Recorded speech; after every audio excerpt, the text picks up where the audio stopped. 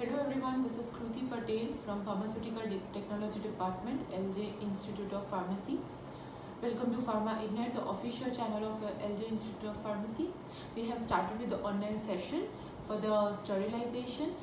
In last session, we had learned about classification of sterilization. In today's session, we are going to start with the chemical sterilization. So let's start with the topic. Chemical sterilization. Now in chemical sterilization, we had seen that we have to go for sterilization using different chemical agents like disinfectant, antiseptic, sanitizers, bactericidal agent, bacteriostatic agent. Okay, so this all are the chemicals which are used for the sterilization purpose.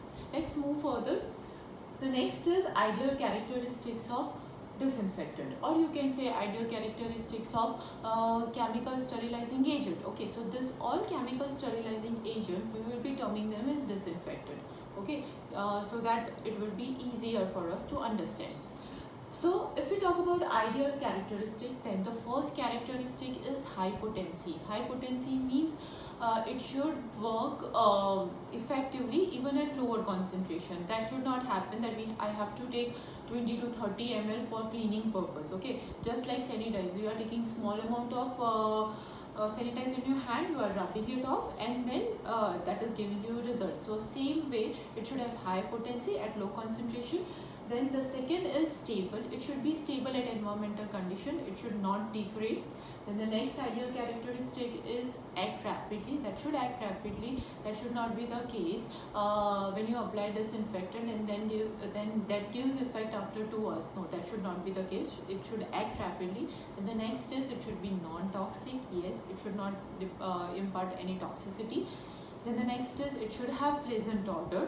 Then the next is it should kill wide range of microorganisms.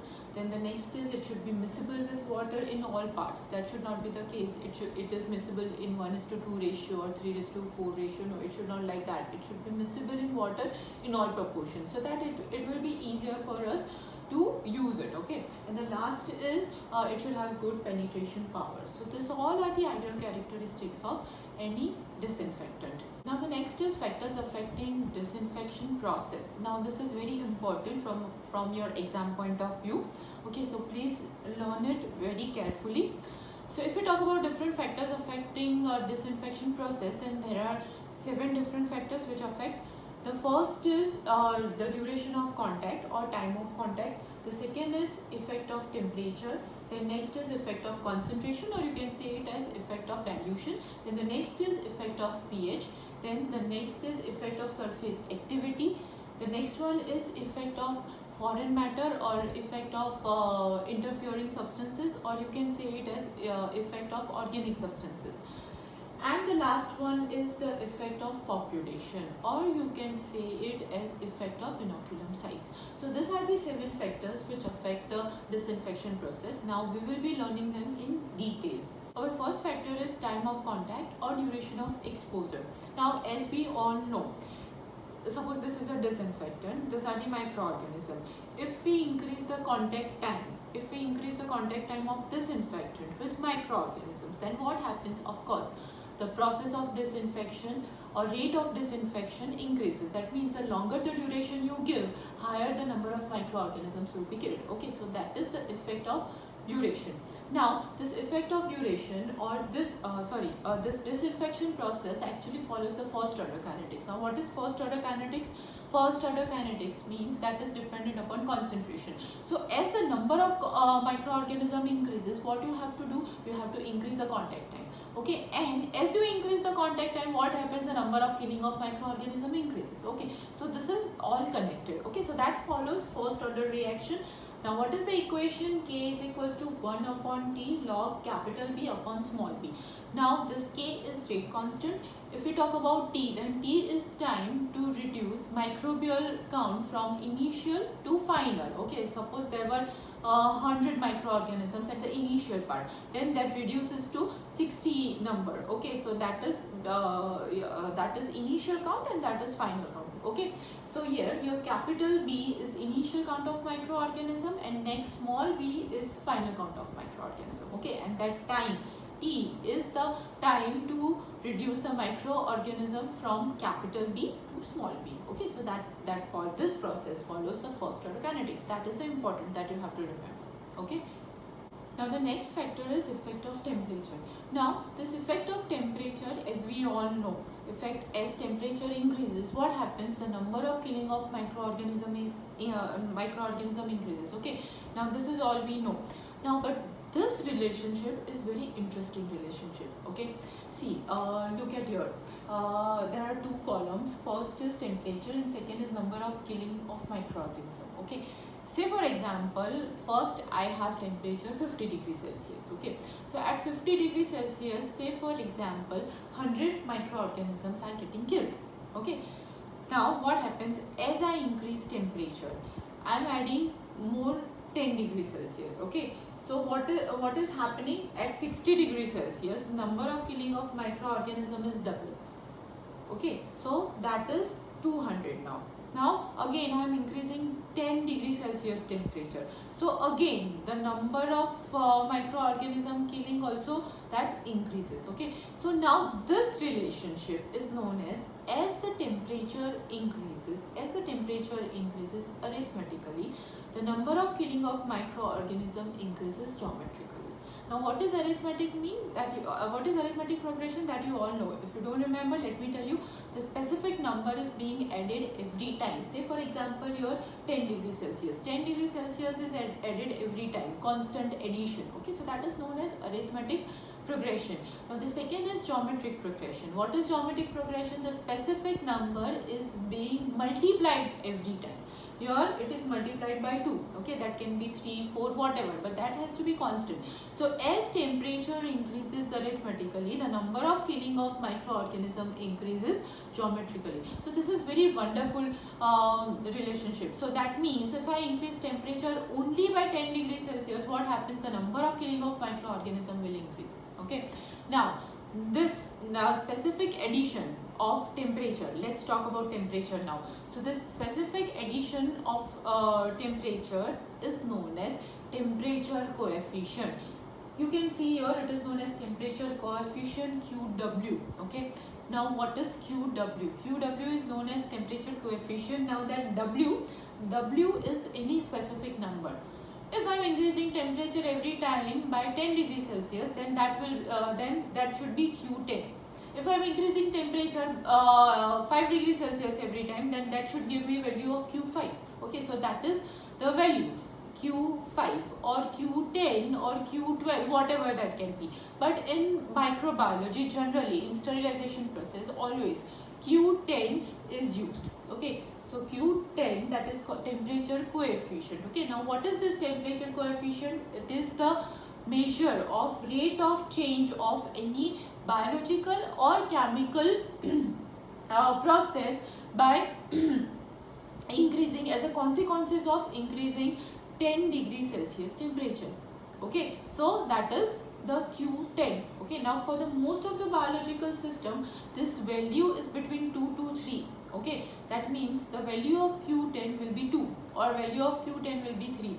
Now, but if you look at some of the examples, okay, then if you talk about phenol, then it has temperature coefficient 4. That means what happens if I increase the temperature by 10 degrees Celsius? What happens? The number of killing of microorganism has to be multiplied by 4. Okay. Butanol, that has a temperature coefficient 28. So now that is very high, right? If I talk about ethanol, okay, so that has Q10 value 45. That means I am using ethanol at 40 degrees Celsius. Now I am increasing temperature by 10 degrees Celsius. So now my temperature is what? 50 degrees Celsius, right? At 40 degrees Celsius, the amount of killing of microorganisms were 100, say for example. Now what is happening? I am going from 40 degrees Celsius to 50 degrees Celsius. Now what is the Q10 value for the ethanol? It is 45. Okay, so I have to multiply number of killing of microorganism by 45. So 100 multiplied by 45, that is 4500. Okay, so Just by increasing 10 degrees Celsius, I am getting tremendous good result. Okay, so that is known as temperature coefficient. I guess now it is clear. Temperature increases in arithmetic progression and the number of killing of microorganism increases in geometric progression. Okay, so if you look at the equation, then Q10 is equals to R2 divided by R1 raised to 10 divided by T2 minus T1. Okay, so if I am taking Q10 value, then 10 divided by T2 minus T1 would be 10. Okay, so that will cancel out. But if I am using Q5 or Q12 or Q20 or Q15, whatever, then that value will change. Okay, so this is the equation for the effect of temperature. I guess now it is clear what is the effect of temperature, right? Now the next factor is effect of concentration or effect of dilution. That means if we go for concentrating our disinfectant, that what happens, the number of killing of microorganism increases. Or if we go for dilution, okay, then what happens, the number of killing of microorganism will reduce. That we all know. If we increase concentration, then number of killing increases, and if we reduce the if we go for dilution, okay, then what happens, the number of killing of microorganism decreases. Okay, so that is now clear. Now this number of killing of microorganism and concentration of disinfectant has exponential relationship. Okay, exponential, that means raised to power to something, that is known as exponential relationship. Let's understand theory first, then I'll explain what is this exponential relationship. Now if we plot the graph of concentration versus time, then we get a straight line, and that slope gives the effect value of eta. This eta is known as concentration exponent. Okay, now if you look at the equation, then eta is equals to log that time at concentration C2 minus log that time at concentration C1 divided by log C1 minus log C2, where C1 is higher concentration and C2 is equals to lower concentration. Okay, let's take example of mercury chloride. Now mercury chloride has concentration exponent 1.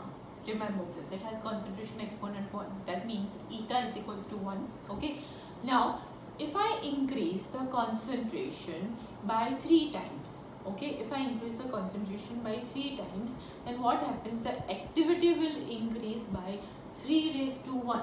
That means the concentration of mercury chloride initially was 10 microgram, say for example.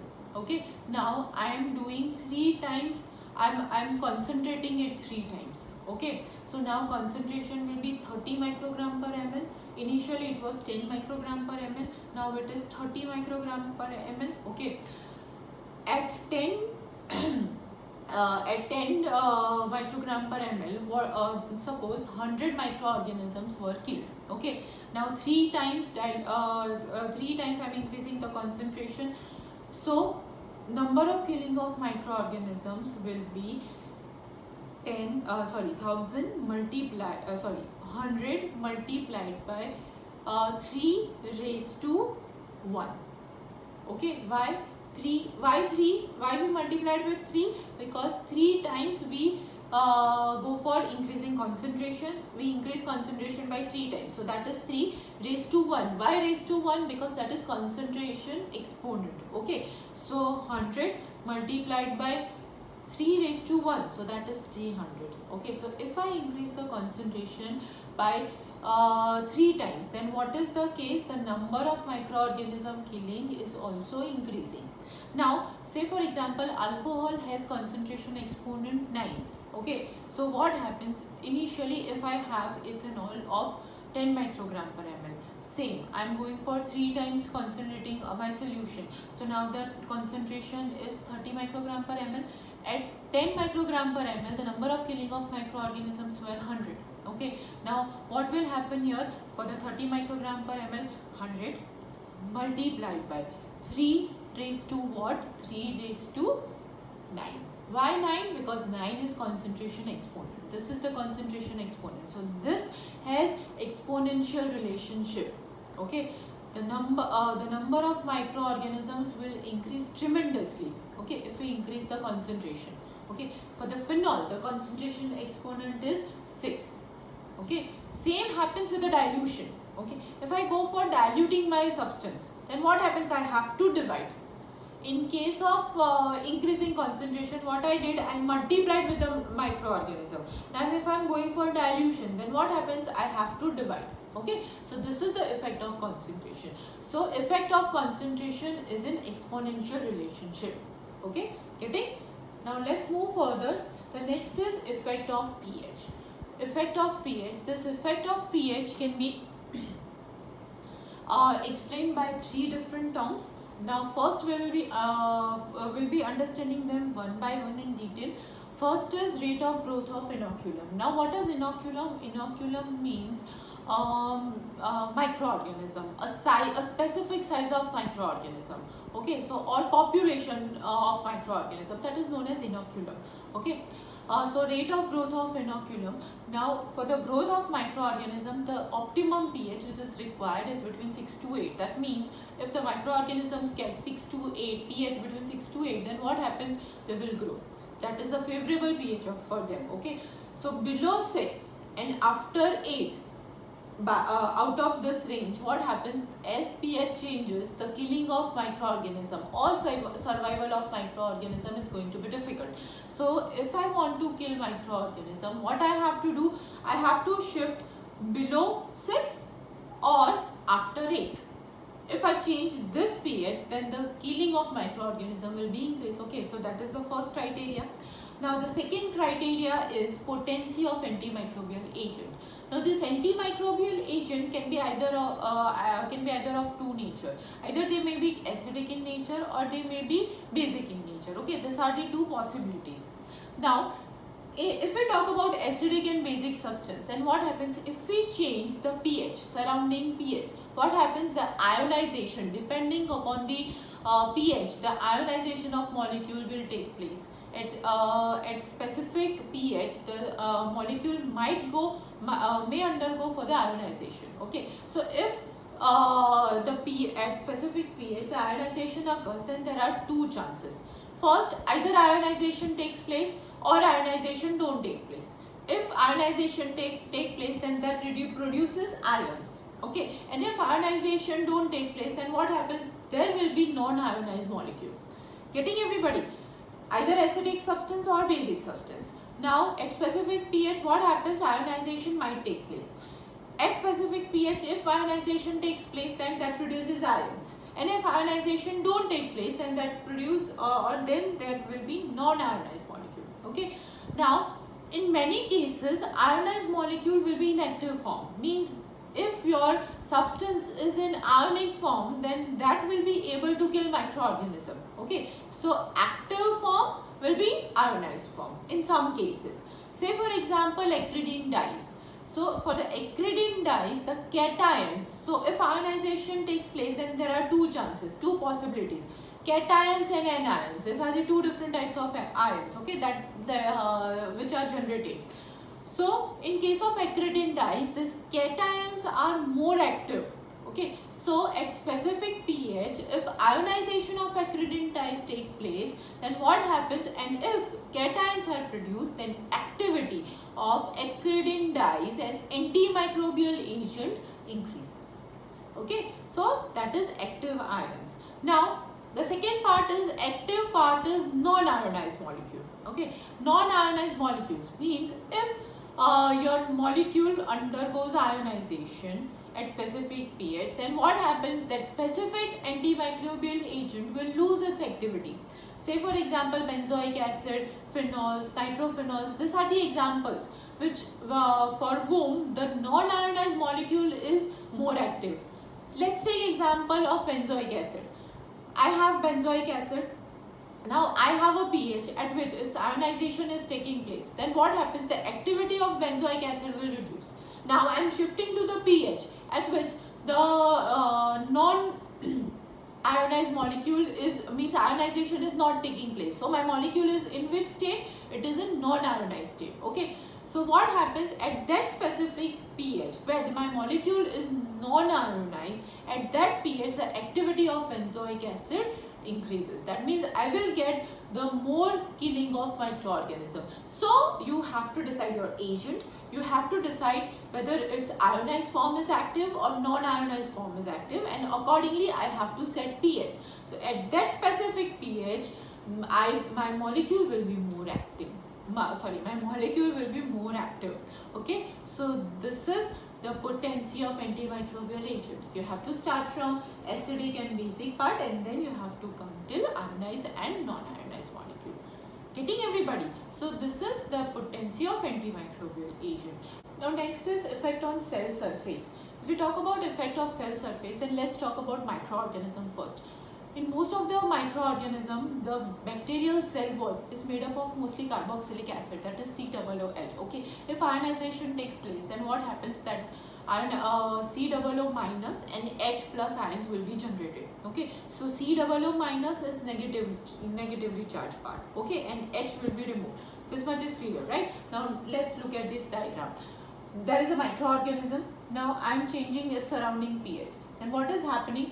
My cell surface is turning into more negatively charged. Why negatively charged? COO minus, as I told you. Okay, that's why COO minus charge will be generated. So if I have disinfectant which at that specific pH is generating cations, okay, then what happens? This cations will bind with my COO minus ions, and that will give me effect.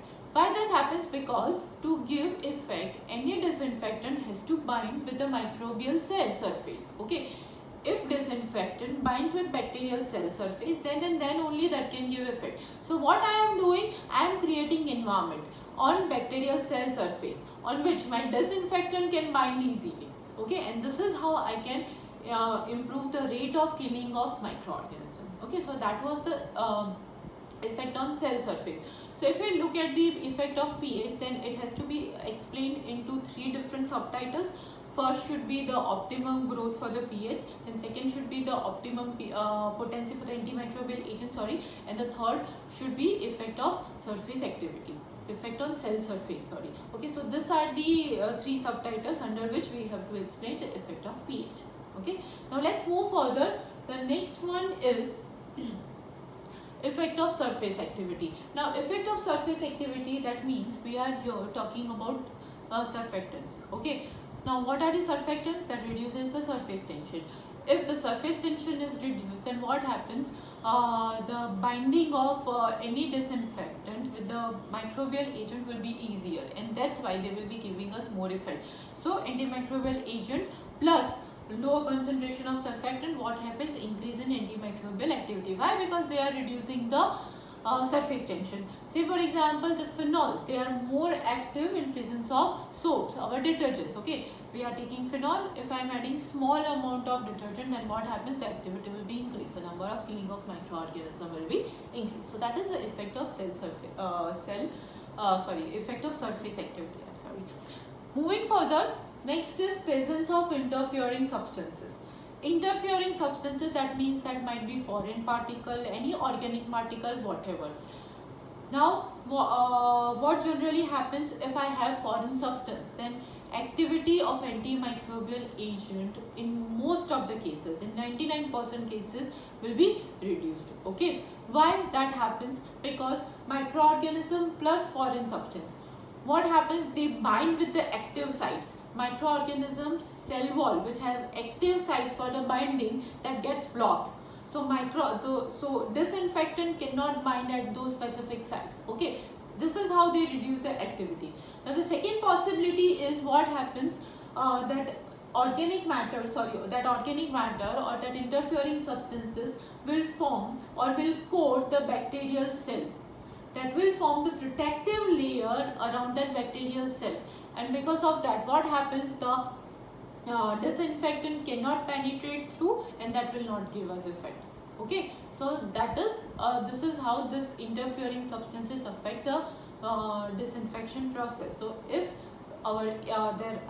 if there are interfering substances, then the effect of antimicrobial agent will be reduced. Now the last factor is effect of inoculum size. inoculum size. Inoculum means population. So if I have more number of microorganisms, then what happens? Yes, of course, the amount of disinfectant which I require will be higher, or concentration of disinfectant which I require will be higher.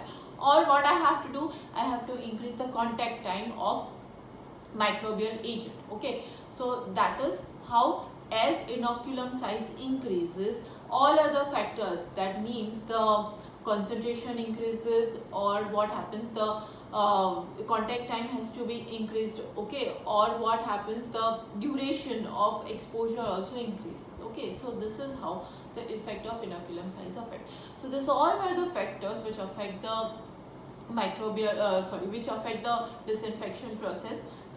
This is the very important from an exam point of view, so please learn it very carefully. They are asking in different manners, in different patterns, which I'll be showing you, so please learn it carefully.